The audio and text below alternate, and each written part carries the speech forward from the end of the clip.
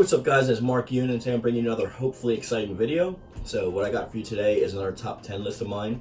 I try to limit these to about once a week, but today's video game that we're going to be covering is Mortal Kombat. These are my top 10 favorite characters from Mortal Kombat. And as per usual, if you guys leave your top 10 lists in the comment section down below, I will feature them in a video, probably on this Friday's video. So try to get them in as soon as you can. I know a lot of you are having problems with notifications, so make sure that bell is turned on so that you get announcements of the video as soon as they come out. Alright, so this list, I have to preface, is my own personal favorite based on like my own experiences with Mortal Kombat. It reflects nothing of the community. That should probably be Friday's video. And I know that a lot of you are going to have different lists, so just try to keep it in mind, and we'll see where this goes from here. But I'm a little bit scared as it is because Mortal Kombat has a very strong community, and a lot of people have very differing opinions, even amongst my own close friend group. So let's just see how this rolls out. Number 10 is SubZero. So of course I'm not going to say that this is in any particular order. It actually kind of is, but SubZero, to me, the different iterations of the character have had different responses from me. There's been times where like I liked Bihan more. I mean, I like him better than his older brother. I think his brother fits the character of a villain better because of what happened between him and Scorpion and stuff. I do like the new SubZero a lot better than the older brother, but the character as itself, ties into gameplay and aesthetics and everything like that. Obviously, the new Mortal Kombat, we can change their aesthetics, so that's not really as big of a issue for me as it has been in the past. Our favorite Blue Ninja is really good with ranging and zoning. Like, he's got a lot of like projectile attacks. He's got the slide, he's got his icicle, he's got his axes.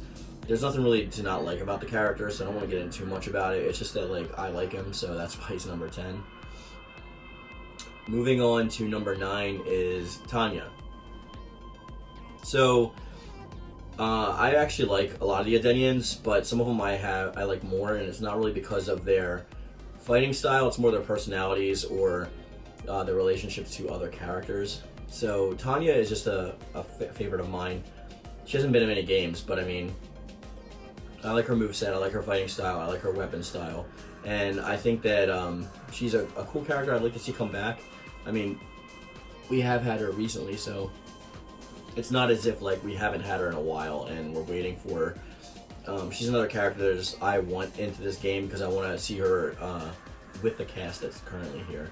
I'm not sure if we're going to get her in the Kombat Pack 3. I'm pretty sure we're not going to, actually. I'm going to make a video on who I think is going to be in Character Pack 3 tomorrow, so be sure to check that out. But Tanya's just my number 9. That's all there is to it. Number 8 is Takeda. So I like Takeda. He was actually really cool when I first got X10. So when he came in, he was one of the cooler characters that like I knew was new, and I thought he was going to be my main. He actually wasn't my main in that game. It ended up being Kung Jin, but that's purely based off of moveset. I do like Takeda's like whips. I like how he has the spinning attack where he throws them forward. Like, he's got a lot of obviously like Shiryu stuff, and there's no like end to that. Like, he's a cool design character, and that's why I thought he was gonna be my favorite for the last series of games. But I don't know whether it was his play style that was strictly melee, or the fact that Kung Jin just has better up close attacks with his staff, which is why I chose to use him more. But that's not to say that anybody didn't choose Takeda. I mean, he's on my list after all, so like, he is my number 8. I do enjoy the character. Number 7 is Jackie Briggs. She was another cool character that was added, the combat kids, we call them. But she is a little bit more differentiated from her dad, I believe, she's a lot faster. Her movesets are incorporated with a lot more kicks and stuff like that. It's not just heavily relying on her arms. She does have like the attachments on her arms, so we didn't get her like her arms ripped off like her dad's. But her relationship to the rest of the cast and the fact that she moved on to Mortal Kombat 11 was kind of fun. I actually like the new iteration of her character in 11 as well. I use her a lot. Probably going to be using her a lot more come middle of March when we get her Spawn costume, so I'm looking forward to that. But I do like the character. I know a lot of people use her online, and a lot of people are annoyed by her because her moveset is pretty fast and pretty good. But you can't really help that, can you? So number 6 is going to be Scorpion himself.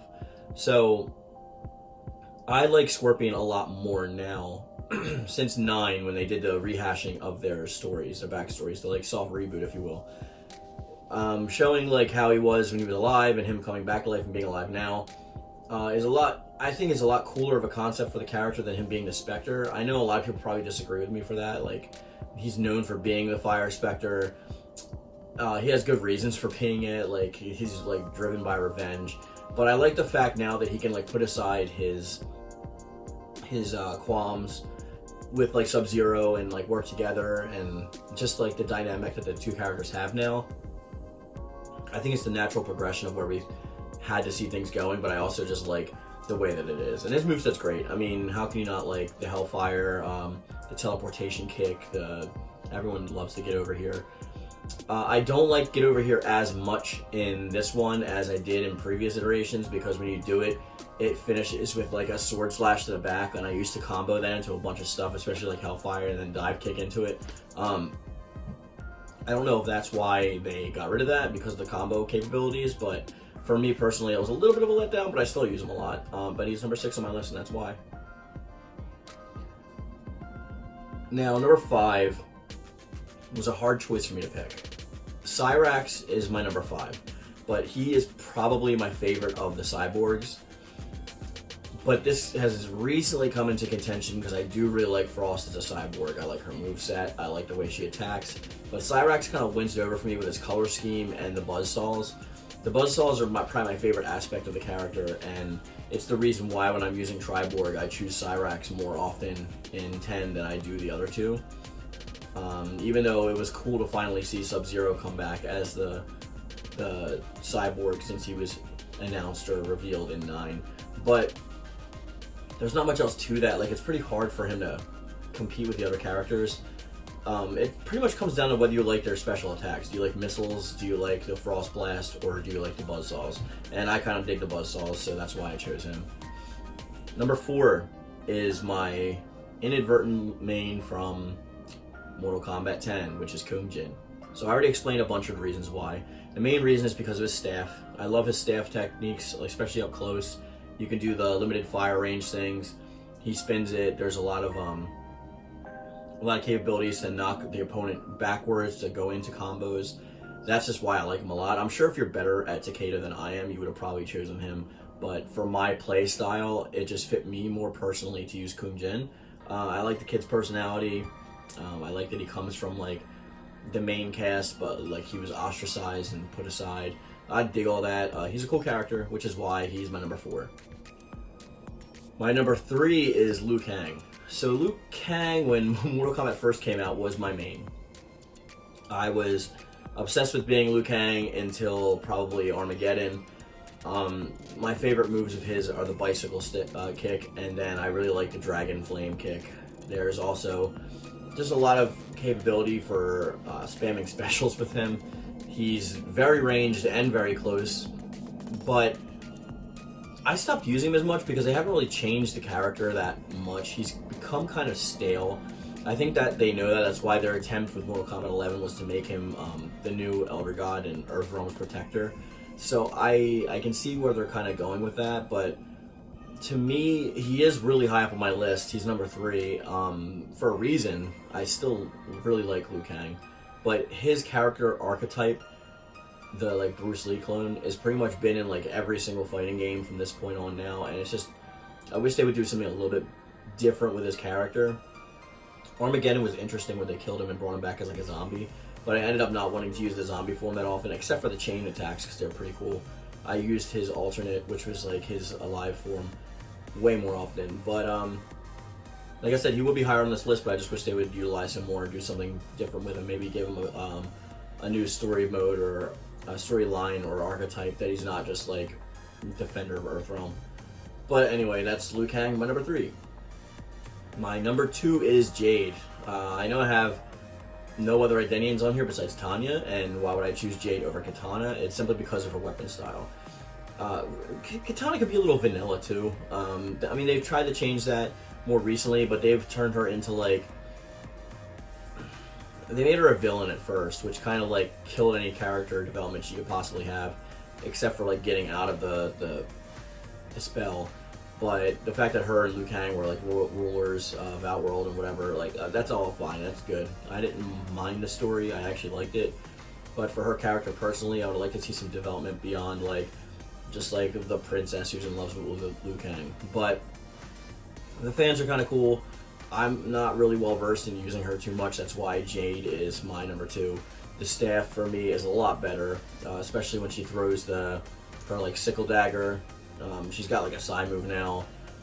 I tend to use her alive form more than like her corrupted state, but I like Jade a lot in this game, and which is kind of surprising to me because I haven't really utilized Jade that often in Mortal Kombat, but this game really pushed me to using her, and she became my main for Mortal Kombat 11. Even though like it's probably gonna change when Spawn comes out, and I'm probably gonna be maining Spawn from now on, but I may still find a place for her because the only bad opinion I have about the Spawn trailer is Spawn looks a little slow. He doesn't look as fast as I expected him to be, so maybe I will change it up once in a while and use Jade more often because she is pretty quick and she's good for mids. So I don't know. We'll see what happens with that. Now for my number 1. This isn't going to be a surprise if you know me on my channel, but it's Molina. So like I really like Molina. I've liked her a lot more since Mortal Kombat 9. Before that, she was pretty much just like a color swap to me, like besides her moveset. But I really liked her in 9. I like the whole. Obviously, we've always known that she's a clone with like half Charkatan DNA, half Adenian DNA, particularly katanas. So I think that's all really well and good and cool, but I don't know, Molina's design is awesome, like especially like the teeth and how she has to cover it up with the ninja mask, giving her a use for having the actual ninja mask. The fact that she uses size, which are awesome. She's got like the teleportation, the jumping, the biting, and her relationship to Katana herself, as being like the one true heir to like Shao Kahn, but like Katana wanted nothing to do with that. But Molina having this personal vendetta against her just based on the fact that she thinks that Katana is better than her or something. I don't know. It's really cool. She's a cool character. I love her color scheme. Her outfits are cool. Like I said, I've liked her personality a lot more since 9. Bring her back. Like, I'm hoping she's in Combat Pack 3, so a little spoiler for tomorrow's video. She's probably going to be one of the characters I push in there. If you go to any Twitter post that Ed Boon posts on there, you'll just see a constant spam and barrage of people asking for Molina. That's all it is. It could be the most innocuous thing that you post. It could be like, went to the grocery store today and buy some eggs. And people will be like, oh, eggs are birds. Birds get eaten by teeth. Molina's got teeth. Molina confirmed. They do it for literally everything he says, and everyone just spams Molina. So it's not just me that wants her back. A lot of people that I also see are just like, oh, well, she's corny and they don't want her back, whatever. But I personally want her back. She's my number 1 favorite character in Mortal Kombat, at least to play as. Maybe not personality-wise, but I kind of dig her that way too. Like, I'm a Molina fan. I don't know why. That's just what it is. So last time I didn't do bonus characters, and I got a little frustrated with that. So I am going to add 3 bonus characters on here. My 3 bonus characters that I'm going to say are Nitara. She's pretty cool. I used her a lot in Armageddon. Taeyeon, and Shiva. So that's my list. Those are my top 10. Let me know in the comment section down below what your top 10 is. Do you agree with my list, or do you have a different one? I'm really curious to see what you guys have to say. And as always, guys, peace.